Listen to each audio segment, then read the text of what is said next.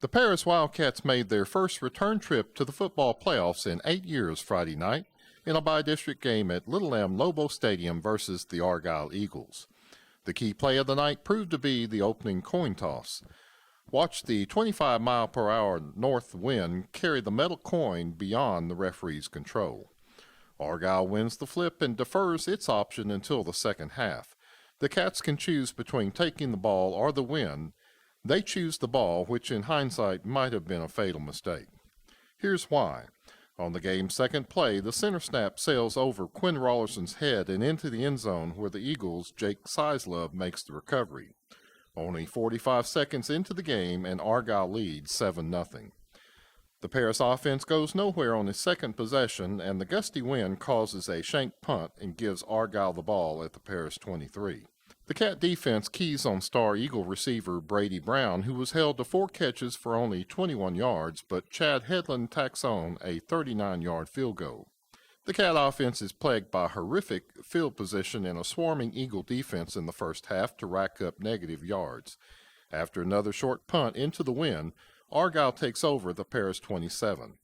Headland completes a fourth down pass to Tyler Sweet despite a big hit by Roro Barr, and Joe Durham bulls his way into the end zone from the 3 to make it 17-0 with still 4.5 minutes of wind to overcome before the teams change ends of the field. The Eagles start their next possession at their own 27 and try to hit Sweet over the middle, but linebacker Mac Burkett has the hit instead. Still, running back Kyle Frizzell breaks free for a 31-yard gainer, and Headland hits his second field goal, this time from 35 yards away, despite a mistaken signal from one official. A miserable first quarter start finally ends for Paris. The Cat offense gets its first 2 first downs with the win at their backs, including this tip pass to Terrell Smith. But a hole stalls the drive, and a big punt return sets up another short field from the Paris 37. Frizzell does most of the damage, including the final yard, to make the score Argyle 27, Paris nothing. More misery for the Cat offense as Walter Gunn is popped on a short pass. Interference could have been called, but wasn't, and Quinn chases down an errant snap and is sacked. Paris heads to the locker room at the half in search of a second win. Despite starting the third quarter with the win, the Cats still generate no points, and neither does Argyle for that matter, leaving the best entertainment on the sideline in the form of the band's trombone section. Coach Travis Smith huddles the troops before the fourth quarter starts in hopes of lighting a late fire on the chilly night. Paris faces a fourth down at its own 30, but loses a gamble when Quinn is sacked one more time.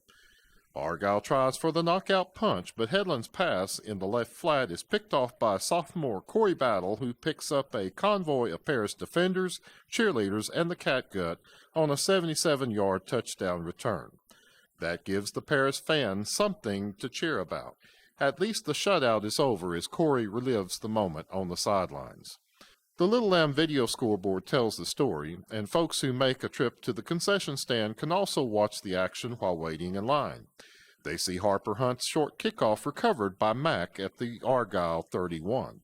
Both teams decide to make quarterback changes at this point. Senior John Mark Abbey comes in and keeps the drive going with a conversion on fourth down. Then Walter blasts through an Eagle defender into the end zone from 9 yards out to suddenly make it a much more interesting game at 27-14 with still 8 minutes left to complete the comeback. Officer Robert Milton signals his approval of the sudden turn of events. The Eagles bring in backup quarterback Austin Awney, who fumbles under pressure applied by Mack. Argyle recovers but has to punt, and the Cats take over at their own 20. Time to put their year-long DCA slogan, Discipline, Character, Attitude, to the test. John Mark gets the ball to junior Dominique Mitchell for a long gain, and the pair hook up again despite double coverage over the middle. Speedy junior Moki Etheridge finally breaks free for a 30-yard gain. Suddenly stunned, Argyle calls a defensive timeout, and Quinn shows his character by greeting the offense with words of encouragement.